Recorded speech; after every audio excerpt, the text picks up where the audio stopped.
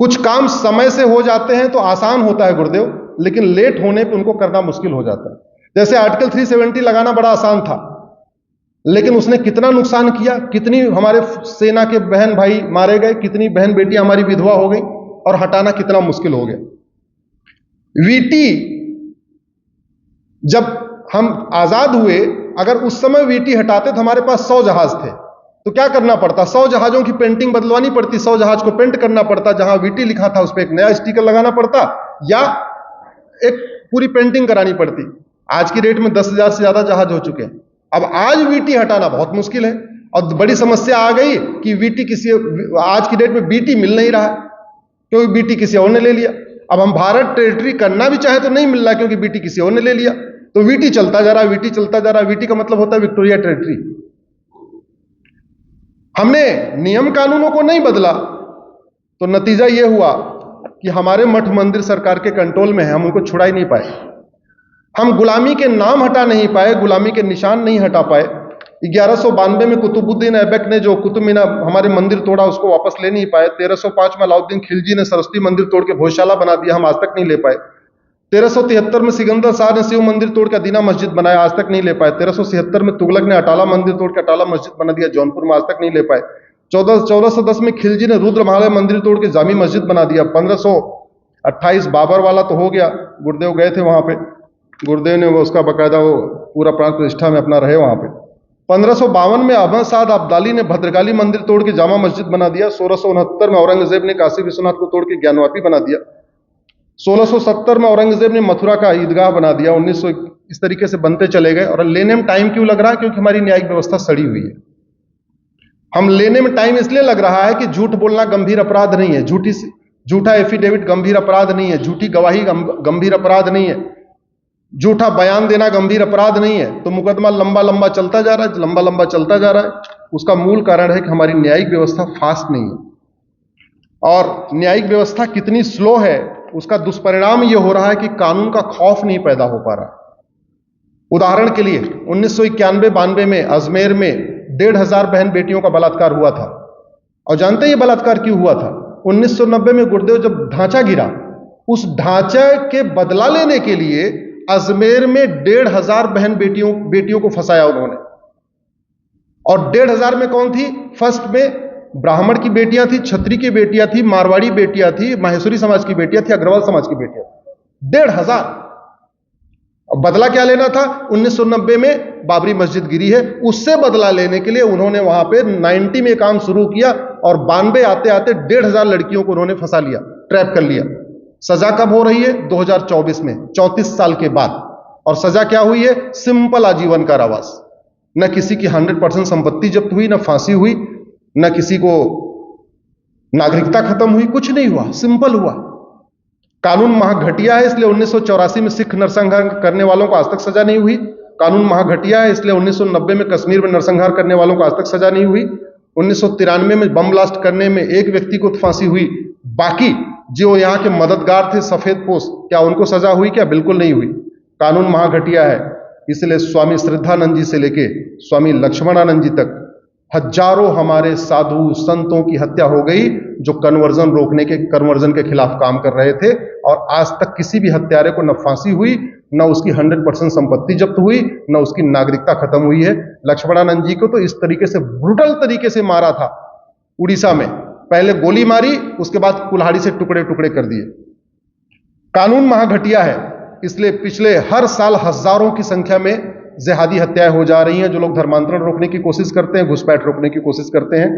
राजू की हत्या हुई, कृष्णा, शिवम, बादल, नीलेश, कमलेश, गंगाराम, डॉक्टर नारंग, रतनलाल, अभिजीत, रामलिंगम, रिंकू शर्मा, ध्रुव त्यागी, चंदन गुप्ता, बंधु प्रकाश, रचित जाट, आद्या, अमृता, भावना, अभिलाषा, वीना, दीपा, छवि, दृष्टि, इशिका, एकता, लक्षिता, रिया, नीना, कनिषा, हर्षिता, प्रियंका रेड्डी, अंकित शर्मा, दिलवर नेगी, हिना तलरेजा, ट्विंकल शर्मा, किशन भरवाड़, अंकित सक्सेना, कमलेश तिवारी, निकिता राजपूत, कन्हैया लाल, उमेश कोले, नेहा, साक्षी, उर्वी, मानसी, रूबी, ममता, रविता, अंजलि, निधि, अदिति। हर साल हजारों हिंदू बेटों की हत्या हो रही है, हजारों बहन बेटियों की हत्या हो रही है। कुछ के 20 टुकड़े करके हो रहे हैं, कुछ के 25 टुकड़े करके हो रहे हैं, कुछ के 50 टुकड़े करके हो रहे हैं। क्यों हो रहे हैं? क्योंकि कानून का खौफ नहीं है। सठे साठ्यम समाचरे सिद्धांत हमने अपनाया नहीं, भगवान श्री राम का भय बीन होए न सिद्धांत हमने अपनाया नहीं। नतीजा यह है कि लगातार हत्याएं भी हो रही हैं, धर्मांतरण भी हो रहा है, घुसपैठ भी हो रही है। जो मैंने लेटेस्ट पीआईएल फाइल किया, जिसका फ्राइडे को ही कोर्ट ने सरकार को बोला है, आर्टिकल 25 कहता है, क्या हुआ गुरुदेव कि बहुत सारे हमारे शब्दों के लिए अंग्रेजी में शब्द नहीं है। जैसे धर्म के लिए अंग्रेजी में कोई शब्द नहीं है, कर्म के लिए अंग्रेजी में कोई शब्द नहीं है, ब्रह्म के लिए अंग्रेजी में कोई शब्द नहीं है, योग के लिए अंग्रेजी में कोई शब्द नहीं, ऐसे अनेकों शब्द है। जैसे हम कहते हैं गृहिणी, यहां बहुत सारी गृहिणी बैठी हुई है। गृहिणी मतलब गृह, घर, ऋणी, जिसका पूरा घर ऋणी हो उसको क्या कहते हैं? जोर से बोलिए जरा। अब गृहिणी का अंग्रेजी बताइए क्या होगा? हाउसवाइफ। अगर हाउसवाइफ है तो फिर ऑफिस वाइफ। हमारे बहुत सारे शब्दों का भाव ही नहीं है। आपके पास अंग्रेजी में शब्द ही नहीं है, और उसका कारण है वहां 26 अल्फाबेट है, टोटल 10 लाख शब्द हैं। हमारे पास 52 अल्फाबेट है, क ख ग घ से लेकर लास्ट तक। हमारे पास 10 गुना शब्द है। इसलिए हमारे पास चाची भी है, मामी भी है, मौसी भी है, बुआ भी है, ताई भी है। और उधर क्या है? हमारे पास चाचा, मामा, मौसा, बुआ, फूफा सब है। उधर क्या है? यह प्रॉब्लम हुई। संविधान बनाते समय यही दिक्कत हो गई। संविधान बनाते समय हम लोग क्या करते हैं? अपनी मातृभाषा में सोचते हैं। संविधान निर्माता सोच रहे थे हिंदी में, संविधान बन रहा था अंग्रेजी में, अंग्रेजी में वो शब्द नहीं था, तो इससे पूरी मिक्सिंग हो गई। धर्म के लिए अंग्रेजी में कोई शब्द नहीं है, तो उन्होंने क्या यूज किया? रिलीजन यूज कर लिया। जबकि धर्म और रिलीजन में मैंने कहा ना, जमीन आसमान का अंतर, तो अंतर है।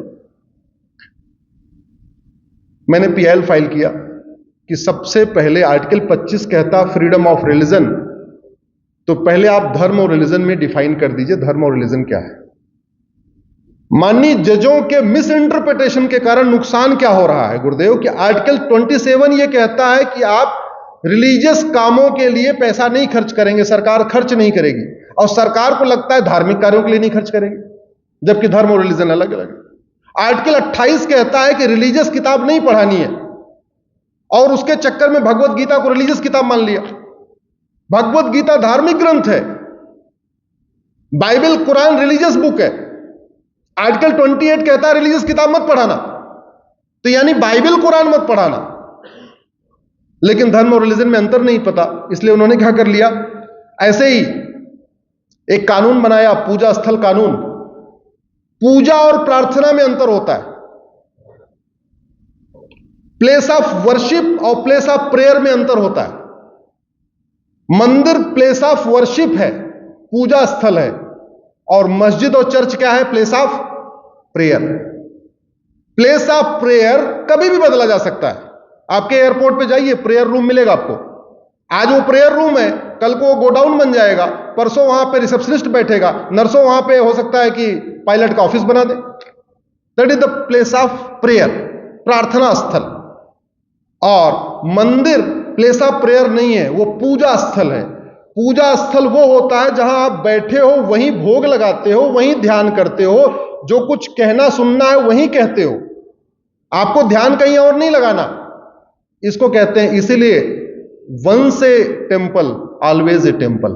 एक बार प्राण प्रतिष्ठा हो गई तो आपका मंदिर हमेशा के लिए हो जाएगा, जब तक आप वहां विसर्जन नहीं करेंगे। एक प्लेस ऑफ वर्शिप एक्ट कानून बना है, उसको हमने सुप्रीम कोर्ट में चैलेंज किया हुआ है। उसमें हमने मेन दलील यही दिया है कि नाम रखा बड़े चालाकी के साथ प्लेस ऑफ वर्शिप एक्ट, और काम क्या है? बाबर, हुमायूं, तुगलक, गजनी, गोरी के इल्लीगल काम को लीगलाइज करना। जिस दिन भारत में धर्म और रिलीजन को डिफाइन कर दिया जाएगा गुरुदेव, उस दिन भारत के सरकार की यह ड्यूटी होगी कि वो भारत में गुरुकुल खोले और गुरुकुल की फंडिंग करे। आज की डेट में धर्म और रिलीजन मिक्स हो रखा है। हम रिलीजन को धर्म समझ रहे हैं, धर्म को रिलीजन समझ रहे हैं, इसलिए बहुत बड़ी समस्या आ गई है। हिंदू रिलीजन नहीं है, हिंदू धर्म है, सनातन धर्म है, बाकी रिलीजन है। और रिलीजन में भी दो टाइप के रिलीजन है। जो इंडियन रिलीजन है उनकी सोच, और जो फॉरेन रिलीजन है उनकी सोच में बहुत अंतर है। जैसे आप किसी मौलवी से पूछ लीजिए कि महात्मा गांधी जन्नत में जाएंगे कि जहन्नुम में, वो सीधे बोलेगा जहन्नुम में जाएंगे। क्यों? क्योंकि वो कन्वर्ट नहीं हुए, उन्होंने इस्लाम कबूल नहीं किया। हमारे सनातन धर्म में ऐसा है क्या? अष्टांग योग का पालन करो, इंद्रियों को कंट्रोल करो, कर्म योग, ज्ञान योग, धर्म योग, जिसमें से आपको ठीक लगता है एक योग पकड़ लो, आपको मोक्ष प्राप्ति हो जाएगी। आपको चेंज करने की जरूरत नहीं। आप नवरात्रि व्रत करके भी मोक्ष प्राप्त कर सकते हो, नहीं करके भी प्राप्त कर सकते हो, पूजा करके भी मोक्ष प्राप्त कर सकते हो, नहीं करके भी मोक्ष प्राप्त कर। लेकिन दूसरी तरफ क्या है? जन्नत में जाने के लिए आपको ये करना पड़ेगा, नहीं तो आप नहीं जाओगे। तो ये जो डिफरेंस आया है पूजा और प्रार्थना का, इसको डिफरेंशिएट करना बहुत जरूरी है।